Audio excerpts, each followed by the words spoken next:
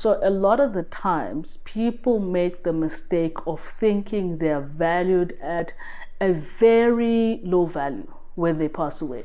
A lot of people don't get the opportunity or don't take the time to go for an estate plan to really understand their worth and then put up certain plans in place. And so what then happens is that as soon as they die, there's a lot of costs, and very high costs are often called that the estate must pay for. And often the family will not understand what these costs are for, and you hear people screaming, this is a scam, this is a scam, this is a scam, right? Because no one understands where these costs are coming from, especially when the person doesn't have much in the bank account. People get confused. Why do we have to pay this? Doesn't make any sense, right? So I just want to briefly talk to you about how you are valued as a person, or rather your estate is valued when you do pass away, and how this affects your estate in terms of costs, and some of the things that you may want to think about to decrease your actual valuation, right? So I don't want us to waste time. Let's just get into the conversation. For the guys that are new here, welcome. My name is Yolanda Mnyengeza. I'm an attorney and a director at a law firm here in Johannesburg, South Africa. And then for the folks that are coming back here for the second, the third, or the fourth time, welcome back. It's good to see you. Let's get to the conversation. So like I said, a lot of people often don't really know what they're worth, right? And they don't know the impact of their value when they actually do pass away and have all of the things that they have in their personal possession. And this often causes problems when people have to administer their estates, right?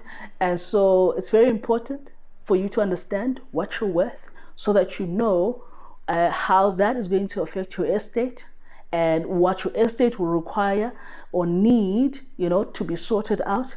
And if there's a way to find a solution to maybe decrease what you're valued at, so that your estate doesn't have a big burden.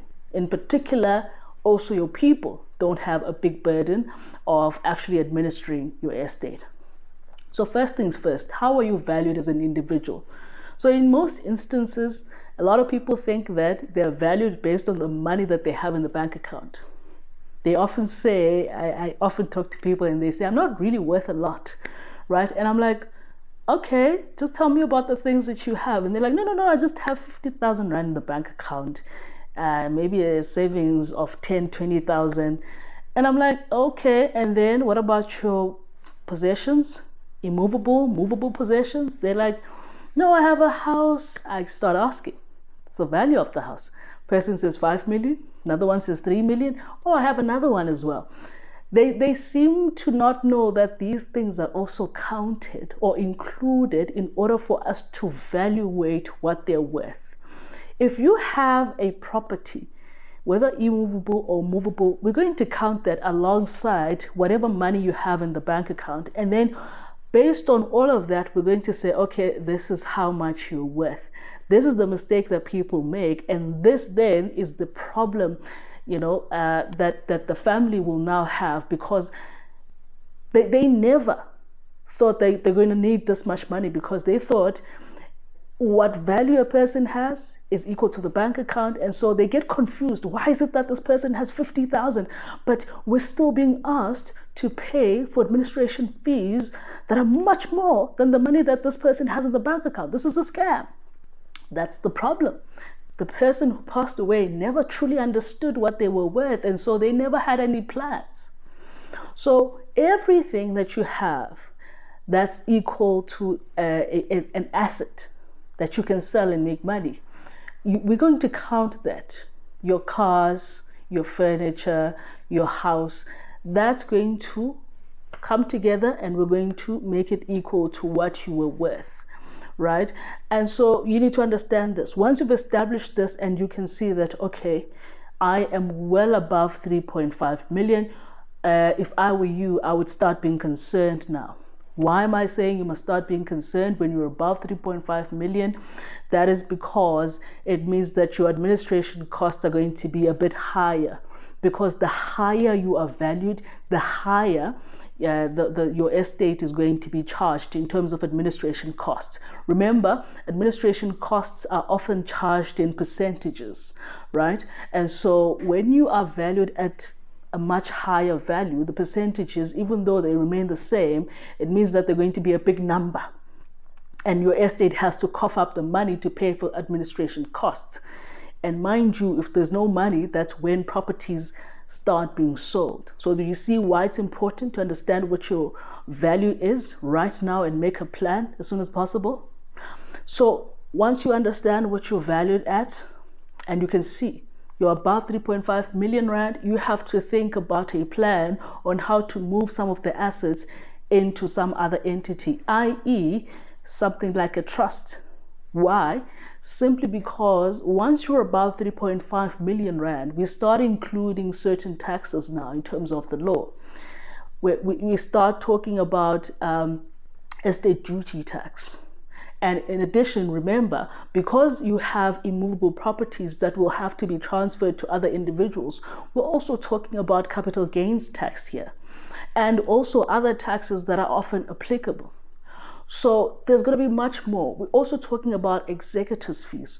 We're also talking about transfer costs, because transferring a property from you or your estate to individuals that are alive, that's also going to come at a cost. So the more you keep a lot of assets in your name, it's going to be a disadvantage to your estate. And so once you're above 3.5 million, you want to start thinking about shedding some of these properties that make you to be valued at this rate. Do you understand what I'm saying? And now once you have moved, let's say for example, some of these properties into an entity such as a trust, what then happens is that your value decreases. Even though you still benefit from the property you've placed in that entity as a beneficiary, you on a personal level are no longer going to be valued at that value, because you've now decreased and moved a property to the trust. And as much as this will come at a cost, this will also save you, because once it happens when you've passed away, there's going to be so much more that your estate has to pay for. Let's make an example. If right now you move your property into a trust, so you're going to pay for transferring the property there, and also depending on how you moved it to the trust, right? But if, for example, this now has to be done once you've passed away, remember that property contributed now, which means that it made you to be valued at a certain rate. So which means that it's going to increase the administration costs, it's going to increase the amount of taxes that you need to pay for, it's going to increase a lot of things. And in addition, the property still needs to be transferred. So you would have removed the other line items if you move it right now when you're still alive. And plus, you probably are able to do so now rather than leaving this burden to your kids, if your kids are going to be your beneficiaries. So this is something you need to start thinking about.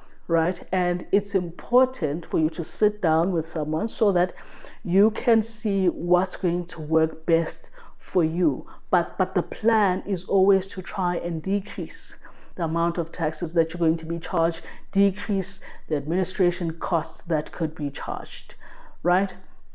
So once you've done this, at least you've got some form of plan, and at least you've decreased what you're valued at. So do you see what you can actually do to try and decrease your value and the effect thereof?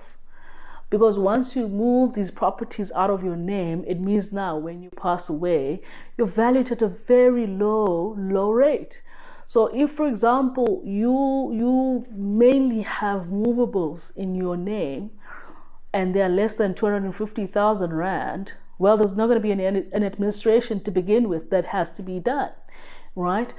But also, even if you have things valued at 300,000 rand in your name, still that's very minimal, and the costs of administration are also going to be minimal, and any other taxes that could attach themselves into that are also going to be minimal, if any, right? So it actually helps you to have a plan in place to understand yourself and solidify this plan by sitting down with someone, because it helps preserve your properties for your family so that they don't lose them when they can't pay for administration or taxes, right? And it also helps in the sense that they don't have to be thinking about where they're going to get the money to administer your estate when you have passed away. See how important it is to understand what you're worth? Very important. Guys, as much as this is important now, you also have to know what the implications of you moving these properties into the trust are going to be. How can you now deal with the property going forward? In fact, is the trust going to charge you money? Are you going to have to cough up money to have that trust in existence? Because now you've set up an entity. What is that going to look like if it's going to require funds? These are questions we want to answer to you, and many more, because we're hosting a workshop on the 24th of September 2024 in Randburg, right? And the workshop is going to cost 350 Rand. We're going to cover wills, we're going to cover your estate planning, we're going to cover trusts in detail, because you need to understand this entity that we keep on recommending, right? How does it operate? And so we're also going to have an opportunity to have one-on-one engagements. And this is going to be a 3-hour session. So if this is something that is appealing to you, make sure you send us an email or telephone call us. We'll send you all the details on how to register yourself. And yeah, we'll see you on the 24th if you'll be joining us. Guys, I hope this was helpful. I will see you when I see you. Have a good one.